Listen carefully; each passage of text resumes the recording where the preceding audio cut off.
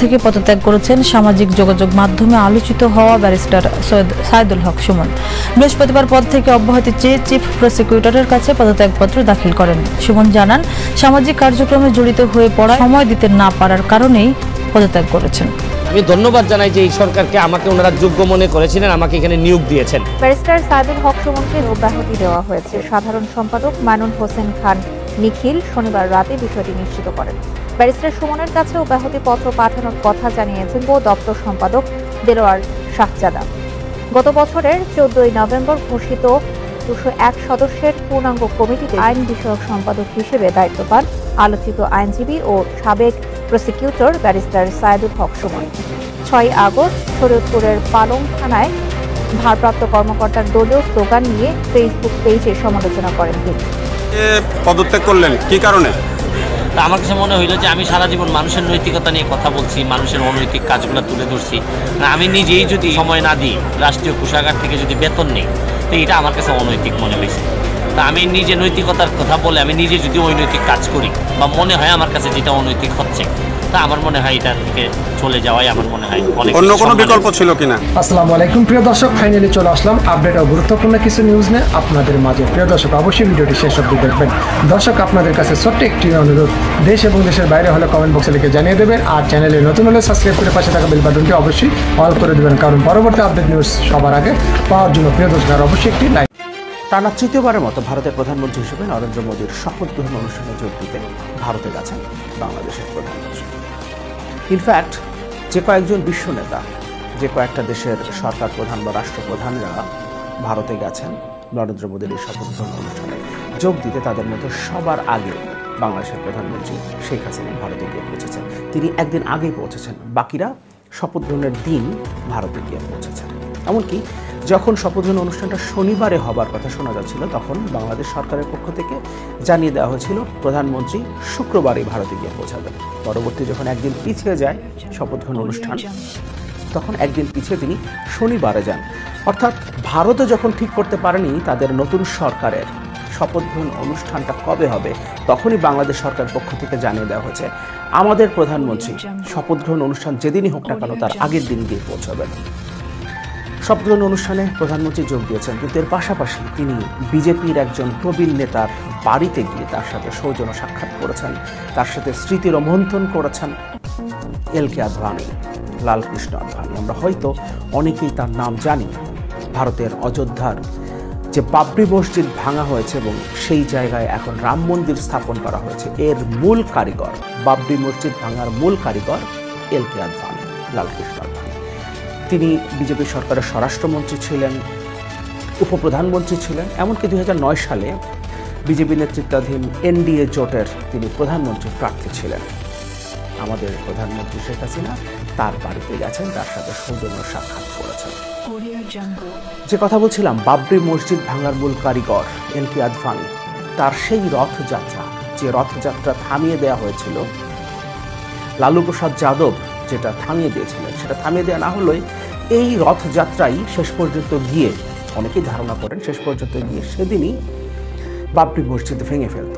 এবং পরবর্তীতে যখন এই রথযাত্রা শেষ হওয়ার 2 বছরের মাথায় যখন বাবরি মসজিদ ভাঙা হয়, সেই সময় বাবরি মসজিদ ভাঙার ঠিক পর মঞ্চে থেকে মিষ্টি বিতরণ করেছেন অযোধ্যার এই বাবরি মসজিদ ভাঙার পর।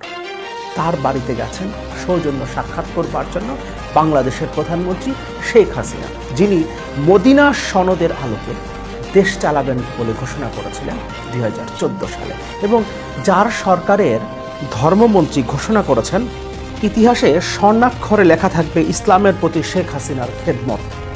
এবং সেই ইসলামের খেদমতকারী বাংলাদেশের প্রধানমন্ত্রী লালকৃষ্ণ আদভানির বাড়িতে গিয়ে তার সাথে দেখা করে আসছেন, তার সাথে সৌজন্য সাক্ষাৎ করেছেন। তিনি কে? বাবরি মসজিদ ভাঙার মূল কারিগর। এবং 80-র দশকে যে ঘটনাটা, যে প্লটটা সাজানো হয়েছিল বাবরি মসজিদ ভাঙার জন্য, যে প্লটটা সাজানো হয়েছিল, তার মূল কারিগর ছিলেন এই লালকৃষ্ণ আদভানি। এবং তিনি সামনে থেকে নেতৃত্ব দিয়েছেন। তিনি শুধুমাত্র মূল কারিগর ছিলেন না, তিনি সামনে থেকে নেতৃত্ব দিয়েছিলেন। সরাসরি তিনি এই বাবরি মসজিদ ভাঙার জন্য যে রথযাত্রা, সেটার নেতৃত্ব তিনি দিয়েছিলেন। এবং তাকে সেদিন থামানো না হলে, যেটা আগে বলছিলাম, সেদিনই তার নেতৃত্বেই বাবরি মসজিদ ভাঙা হতো এবং পরবর্তীতে তার 2 বছর পরেই বাবরি মসজিদ ভাঙা হয়েছে এবং LK আদভানির নেতৃত্বেই ভাঙা হয়েছে, LK আদভানির নেতৃত্বেই। আমরা একটু রিপোর্টটা পড়ি। প্রধানমন্ত্রী শেখ হাসিনা কেন গেলেন, কি করলেন লালকৃষ্ণ আদভানির বাড়িতে, একটু দেখে নিই আমরা। LK আদভানির বাড়িতে গেলেন শেখ হাসিনা, বাংলা ট্রিবিউনের হেডলাইন। ছবিতে দেখা যাচ্ছে দিল্লিতে বিজেপি নেতা লালকৃষ্ণ আদভানির সঙ্গে তার বাড়ি গিয়ে সৌজন্য সাক্ষাৎ করেছেন প্রধানমন্ত্রী শেখ হাসিনা। ভারতীয় জনতা পার্টির বর্ষিয়ান নেতা লালকৃষ্ণ আদভানির সঙ্গে তার বাড়িতে গিয়ে সৌজন্য সাক্ষাৎ করেছেন প্রধানমন্ত্রী শেখ হাসিনা। গতকাল ভারতের রাজধানী দিল্লিতে এই সাক্ষাৎ হয়। এ সময় তারা সৌহার্দ্য বিনিময় ও স্মৃতি রোমন্থন করেন। 96 বছর বয়সী LK আদভানি 1980-এর দশকে ভারতীয় জনতা পার্টি প্রতিষ্ঠার পর থেকে জেনারেল সেক্রেটারি ও পরে দলটির প্রেসিডেন্ট হিসেবে দীর্ঘদিন দায়িত্ব পালন করেছেন। 1988 সালে তিনি বিজেপি সরকারের স্বরাষ্ট্রমন্ত্রী হন। 2002 থেকে 2004 পর্যন্ত ভারতের উপপ্রধানমন্ত্রীর পদে ছিলেন তিনি। ভারতে বাংলাদেশের হাই কমিশনার মোহাম্মদ মুস্তাফিজুর রহমানের বরাত দিয়ে রাষ্ট্রীয় বার্তা সংস্থা বাসর জানায়, আজকের বৈঠকে উভয় নেতা তাদের ব্যক্তিগত বিষয় নিয়ে কথা বলেন। এরপর বলা হচ্ছে কোন কোন দেশের সরকার এবং রাষ্ট্রপ্রধানরা এই শপথ অনুষ্ঠানে যোগ দিতে গেছেন। তার মানে প্রধানমন্ত্রী তার বাড়িতে গিয়ে, লালকৃষ্ণ আদভানির বাড়িতে গিয়ে তার সাথে সৌজন্য সাক্ষাৎ করেছেন। প্রধানমন্ত্রীর একটা মন্তব্য একটু দেখি। অযোধ্যার এই বাবরি মসজিদ ভেঙে সেখানে রাম মন্দির স্থাপন নিয়ে বাংলাদেশের মুসলমানদের মন জয় করবার জন্য প্রধানমন্ত্রী কি বলেছিলেন। সে সময় প্রধানমন্ত্রীর বক্তব্য ভারতের প্রতি, ভারতের উদ্দেশ্যে প্রধানমন্ত্রী শেখ হাসিনা। বিবিসি থেকে পড়ছে, বিবিসি বাংলা। বিশ্বে জঙ্গি তৎপরতার কথা তুলে ধরে তিনি প্রতিবেশী দেশকে সতর্ক থাকার অনুরোধ জানিয়ে বলেছেন, প্রতিবেশী দেশেও এমন কিছু যাতে না করা হয় যার প্রভাব এখানে পড়ে।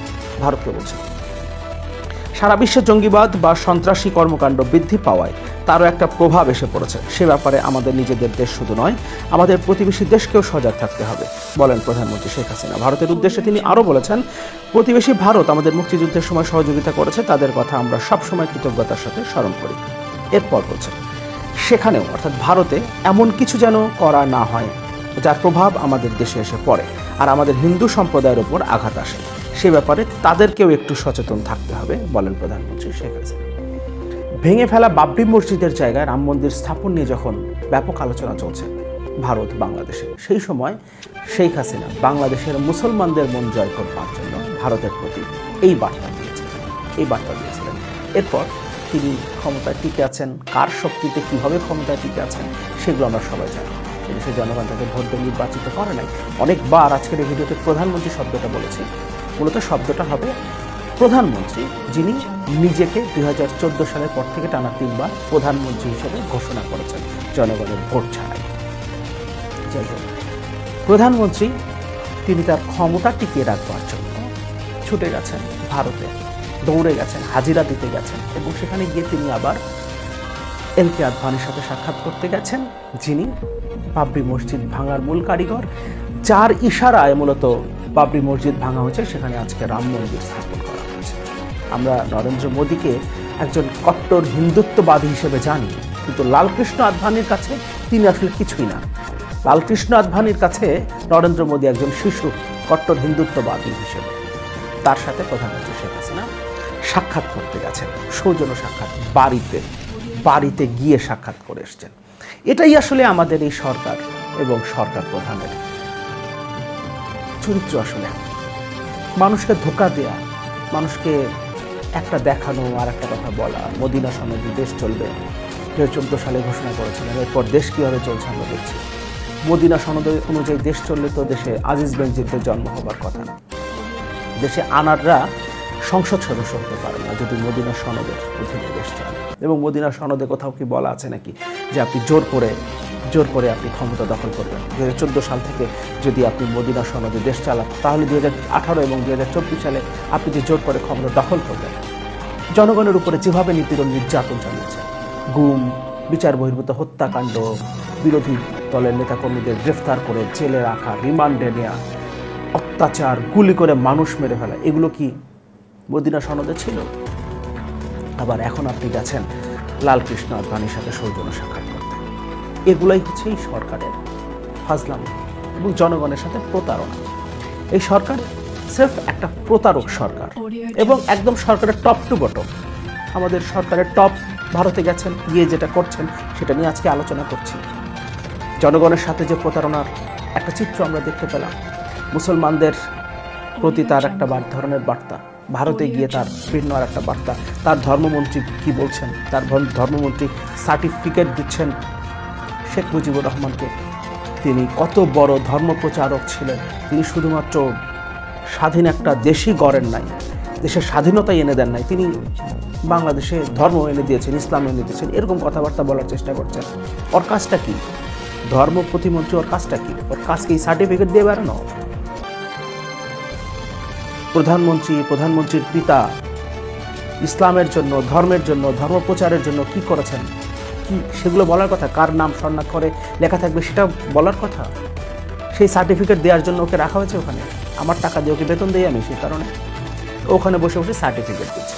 এই ধরনের অযোগ্য মূর্খ ওরাই আসলে ওই সংসদে বসে আছে, এদেরকে দিয়েই সরকার বানিয়েছে।